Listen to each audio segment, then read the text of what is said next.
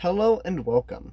I'm currently a student in calculus, and as a little project, I wanted to try making some videos explaining calculus to help strengthen my and your understanding of calculus, while also getting to teach others something I enjoy. In fact, calculus has been one of my favorite subjects in math. I started teaching myself calculus last year, and since then I've become quite advanced and ahead of my um, classes in most cases. But I wanted to just take some of my time to help in my understanding and your understanding.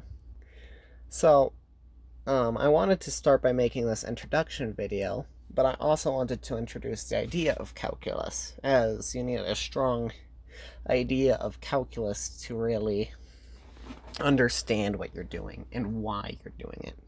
If you don't know that, then what's the purpose of really knowing calculus? So let's start. Why is calculus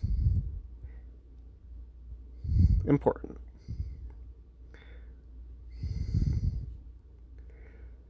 Some of you, this might seem trivial. In fact, some of you might have already taken calculus courses and you already understand some of the stuff that I'm talking about. But the world around us is dynamic. It's most certainly not static. In fact, it's always changing. Everything from the prices of food that we eat, the temperature outside, the rate at which chemicals are interacting, the price of stocks, all of this is dynamic and it's constantly changing. And in fact,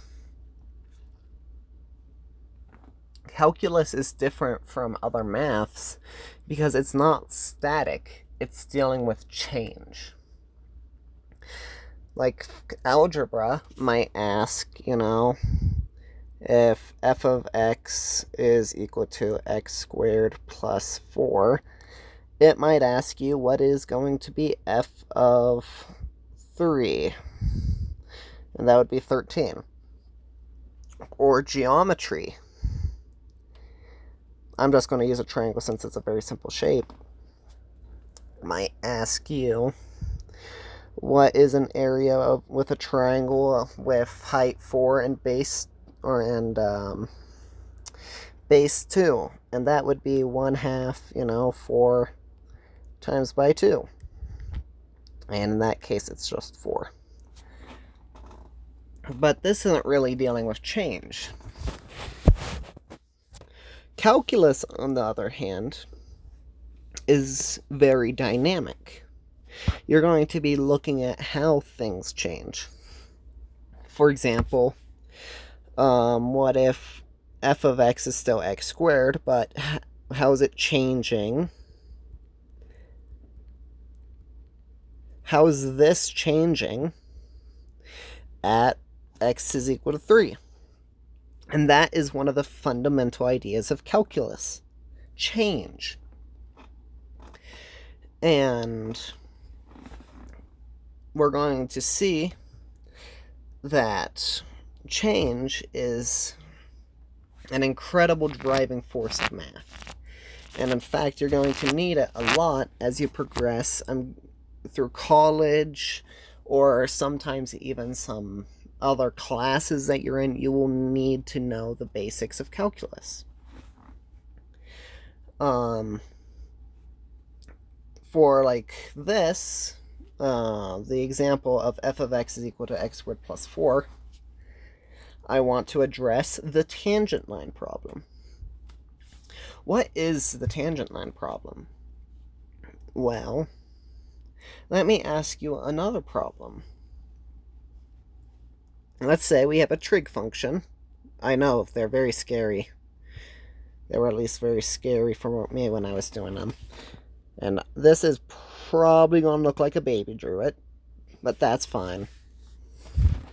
But how do we know what, let's see, this would be a cosine. How do we know what this point right here is? Ah, don't want you to see that. But how would we know what this point is? It's not directly like one of the pi over, pi over 4, pi over 6, pi over 4, pi over 3, pi over 2. It's not one of our exact values, so how do we know what that value is? And calculus actually gives us the tools to find this point. Now let me ask you another question that's going to be dealing with something similar. Let's say I have this wonderful shape. You know what, that actually probably looks very, very horrible. Very, very, very, very sad. Very sad shape. But let's say I have an area of a circle. That's good enough, I guess. How might I be able to find the central circle inside of it? Well, let's see. What if I inscribe a triangle? Well, that gives me a bit better of an area approximation. And then what you'll find is as you go out and you do like better and better shapes. I'm sorry that these aren't really like the best. And then after square, a pentagon, and then a hexagon, then an octagon. And what you'll find is that this approximation for the circle's area is actually going to get closer to being a circle. I think I might want to... Give me one moment. Nope, I do have convert to shapes on. There we go, I got a circle. And sorry, this is one of my first times using this technology. And this is just a very small idea of calculus. Now, that's just for a circle, and we know, like, the formula of areas for most of those shapes. But what if we have a shape that we don't know the area of? Let's say it kind of looks like our function up there. Well, what if we added up very, very tiny rectangles? And let's just call that change in x. And we're just going to fill up this entire area with tiny, tiny rectangles. Well, there's of course going to be a small bit of area left out. Because they're not exact, they're rectangles. But one of the fundamental ideas of calculus here is, what if we make this change in x very tiny? Well, the approximation of area and this area is going to get better and better. And what do we call this idea? This idea is called a limit. And limits are going to be this backbone of calculus, as you'll find out eventually that this idea of area, even if it's like on a very squiggly shape, this area and this tangent line idea are both hinged on the limit. Now, I just wanted to take a small bit more time and go back to this tangent line, as this is what we're actually going to be starting with. Now, this tangent line, how do we find it? For right now, we're just going to start with the secant line.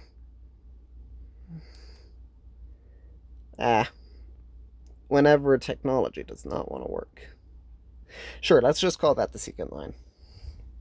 And what you'll see that happens is, as this distance gets closer and closer to your original point, it becomes the tangent line to that point. And as I said, this is going to be the idea of a limit of moving those 2 points together. But this is just the overview of calculus. I'm going to slowly go into more depth with all of the things you can do in my next future videos. But I wanted to thank you all for watching. I hope you all enjoyed and found this video informative, and I hope you all have a wonderful rest of your day.